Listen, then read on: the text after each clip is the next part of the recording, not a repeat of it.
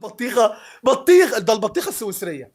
ده البطيخه بتاعت مطروح، البطيخه العرايشي. ده بطيخه، ده مستحيل يكون شوكولاته سويسري ابدا، ده ضايع. عمره ما لعب على الاهلي كوره حلوه نهائي. انت شفتها؟ انا ما شفتهاش.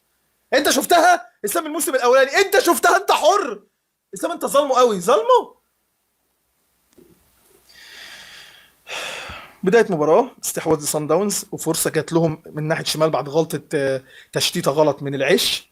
ربع ساعه ما ظهرناش اي كرامات لاجل الجمهور، ولا الضغط المطلوب، ولا كره هجوميه كويسه. انت بتلعب على مصر، خليك عندك دم وما تسمعش كلام مدربك.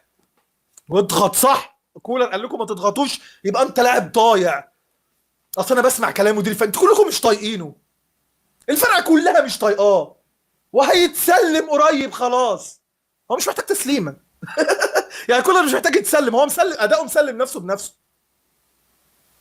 قلنا لك إيه؟ انت بدايه الماتش هنا اضغط.